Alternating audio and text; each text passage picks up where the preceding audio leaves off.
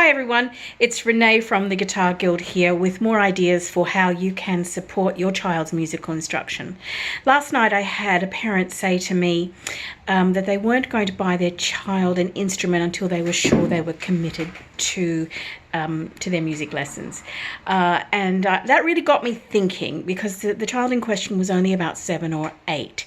And I thought, well, let me see, what do I think about that, and how can I advise parents around children's commitment to music lessons. And I started to look at all my students, the ones who were super committed, really from the early stages, and what were the common things that they had, the common factors that were in play that helped them to support their commitment. And I came up with 3 major things. And they seem pretty simple, but each one is important. And so the first thing that a parent can do to inspire commitment in their child is to bring them to their lesson every single week.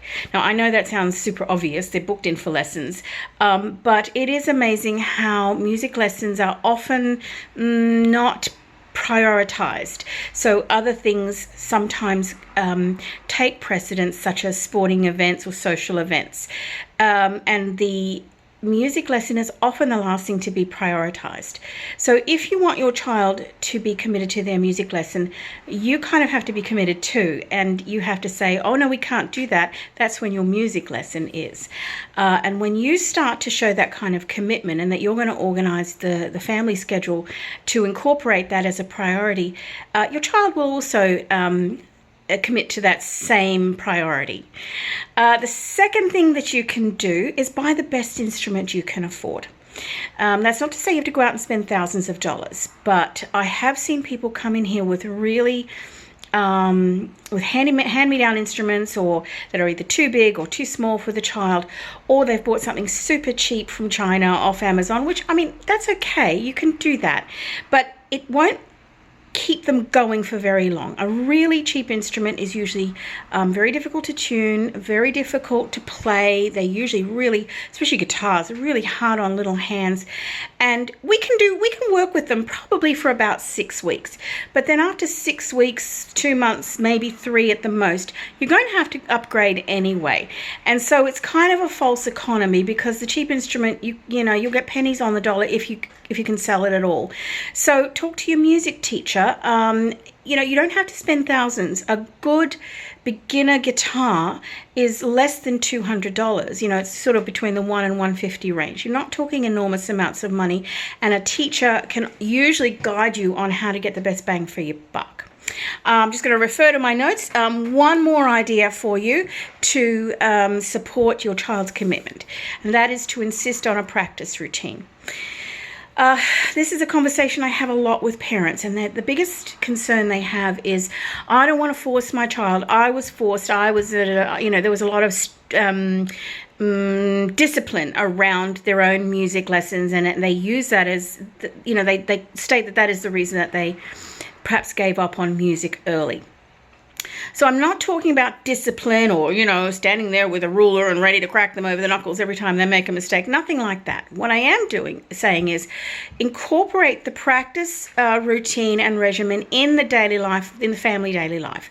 You've got times for everything else. You've got time for school, and time for lunch, and time for homework, and time for dinner, time for play.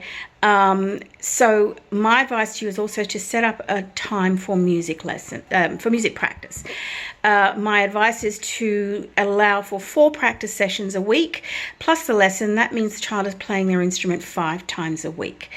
And it's not a question of enforcement, it's a question of encouragement.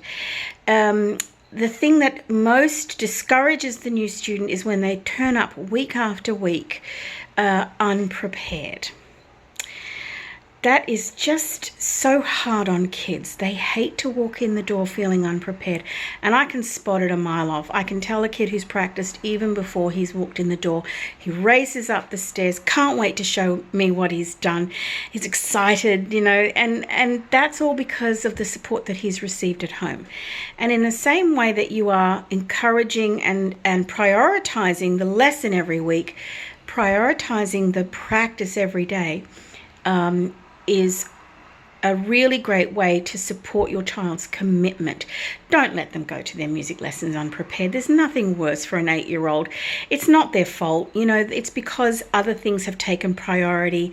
And, it's not usually any kid under the age of 10. It's usually a family structural thing that gets in the way rather than their own failure to commit. So it's it's not a question of enforcement, it's encouragement. A new student really only needs about 4 practice sessions between 10 and 30 minutes, depending on what's going on and what amount of material he or she has been given. So don't let your kids come unprepared. It's not good for their self-esteem. So go back to my other videos. I've got a couple more still on this channel talking about practice and the things that you can do to support your children's practice. I'm going to put some more ideas and tips up here. So stay tuned and check back in often, and maybe hit the little bell button so that you know when I've put something new up. All right, happy practicing, everyone.